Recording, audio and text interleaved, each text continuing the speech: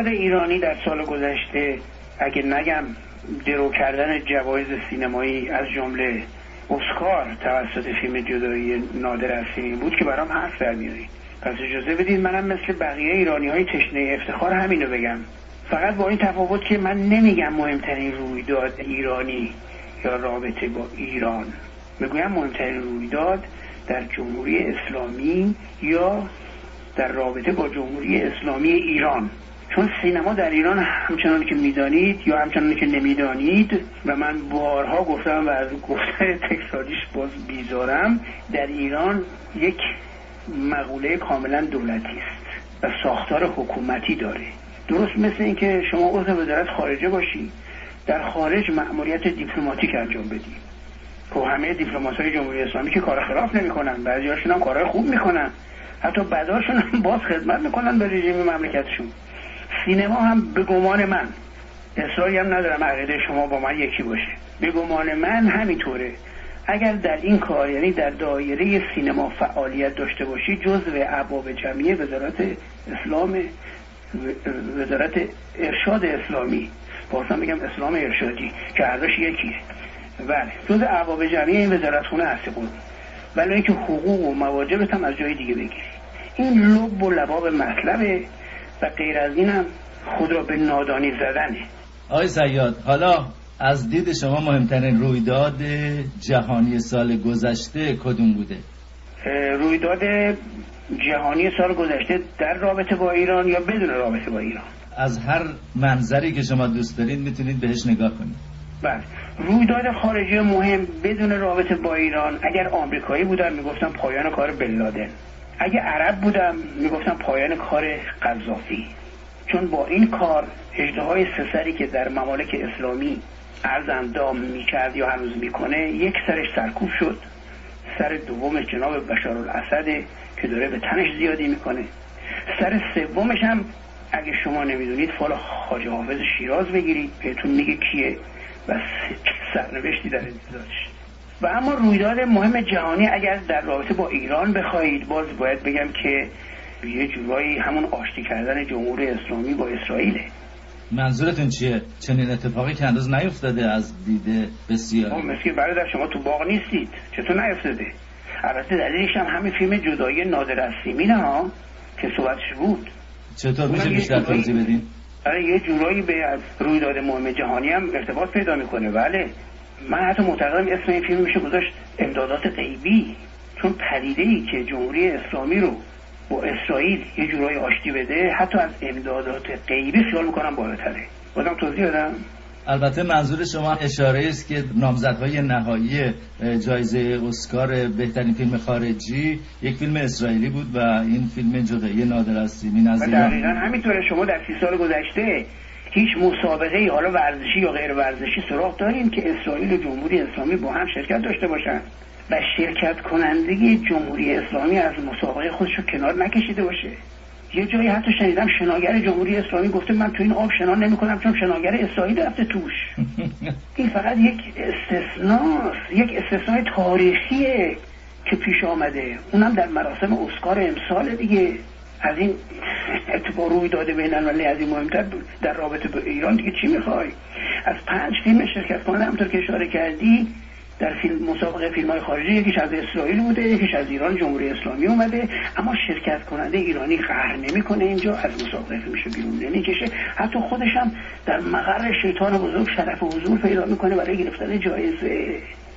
و تازه در رابطه با این ماجرا جراید بددهن و عمیقاً مخالف با اسرائیل هم در جمهوری اسلامی نه تنها اعتراضی نمی‌کنن، حتی اشاره‌ای هم نمی‌کنن به این رویداد تاریخی. حالا یا بیت رهبری خیلی لهله می‌زده برای جایزه لخت اسکار یا امدادات غیبی دست گل به آب داده دیگه توقع بیشتر از این که نمیشه داشت از امدادات غیبی برادر.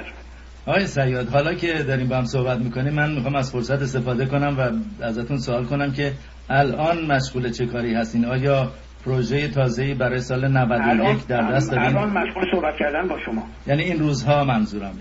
نه این روزها. خب آره دیگه، ما بالاخره تا زندگی باید کار کنیم دیگه، مگه نه؟ حقوق بازنشستگی کسی به ما نمیده که، و چه بایستی که در بازنشستگی هم کار کنیم. مدتی دارم تمرین بازنشسته میکنم، میبینم به جایی نمیرسم، بالاخره باید کار کنم. حالا شما خیلی مونده تا بازنشسته بشین، ولی نگفتیم که به هر حال یا برای سال 91 پروژه تازه‌ای دارین؟ شما دارید یا حقوق بازنشستگی ما رو دارید بیشتر پایمال میکنید با این حرفتون که دارید سن بازنشستگی رو بالا میبرید. در ممالکی که بیشتر میخوان از مردم کار بکشن میدونید که قانون میذارن سن بازنشستگی رو بالاتر میبرن که اینا نه تو خونهشون بشنن یا یه کار دیگه مضاعفی بکنن. آخه در حرفه شما آقای صیاد تا زمانی که نفس باقی است شما میتونید روی صحنه ظاهر بشید. در حرفه ما تا سرداشت باید سر شکست. البته بعدم در همین صدد هستم، یه کار دیگه در دست دارم که انشالله به اون الله در سال آینده اجرا خواهم کرد اگر عمری باقی باشه، اگر امکان و انرژی مانده باشه. آیا صیاد، آیا از صمد هم در این پروژه جدید خبری هست؟ در حدود 2 سالیه که از صمد خبری نداریم. باید یه راهی پیدا کنم براش دیگه. آره یه راهی برای یا اون یه راهی برای من پیدا بکنه. آره در بدون مدد صمد که نمیشه که آقا ما صمد این یاور ما بوده تو این چند ساله. بله اعتباری که مردم به معنای عموم کلمه برای خود شخص بنده که قائل نیستن که اصلا بدون صمد منو به رسمیت نمیشناسن، اسممو نمیدونن. اگه کسی منو ببینه خیلی باید زور بزنه تو اسم من یادش بیاد، یا یادش نمیاد یا آخرش که یادش من میگه این صمده. شکست نفسی میکنید؟ حتی صمد آقام نمیگم بی انصافا، مثل خود شما که نگفتی. بفرمایید. بله البته شما تو خود تو طرفدارش هم جا میزنید. بفرمایید. بله راست میگید، حق با شماست. پس بنابراین صمد آقا رو ما در سال 91 احتمال داره که ببینیم. آره.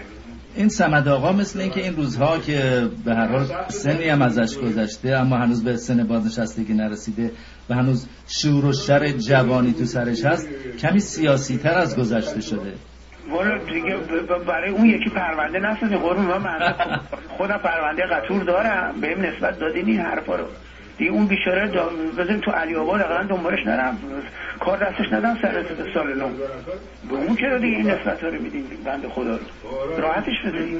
عرض شود که آقای صیاد من زود عجله کردم و از شما با یک سوال شروع کردم و شما فراموش کردین که شاد باشه نوروزی بگین. الان میکروفون در اختیار شماست اگر میل دارین از این فرصت استفاده کنید.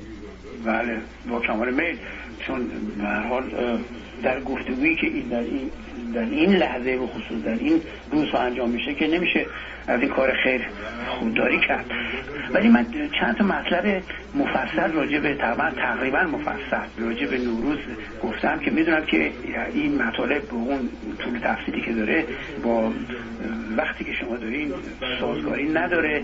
اونو البته میسپارم به شبکه یوتیوب که وسعت بیشتری داره برای اینجور کارا، زیادم مطلب خشخاش نمیذاره در محتوای کار. این است که این 3 مطلب رو به عنوان گفتار نوروزی، پندار نوروزی و کردار نوروزی میسپارم به یوتیوب و اینترنت، اگر مایلید دنبال کنید. ولی الان همطوری فرمودید بنده به اختصار تبریک سال نو خودم عرض میکنم. من پرویز صیاد هستم و به عنوان یک ایرانی سال نو خورشیدی، عید سعید نوروز و این ودیعه فرخنده باستانی رو به همه ایرانی ها هر کجا هستند و در هر کاری که هستند تبریک نمیگم، چون اولا کاری نیستم که از این اعلامی های جهانی صادر کنم، در ثانی تا این حد دست دل باز نیستم که به همه تبریک بگم. خیلی که زور بزنم میتونم شادباشی بگم به ایرانی هایی که نوروز رو به عنوان یک نماد مقاومت باور دارند و آرزوی بهروزی و پیروزی کنم برای کسانی که در حفظ این نماد میکوشند، برای ایرانی بودن و ایرانی باقی ماندن میکوشند.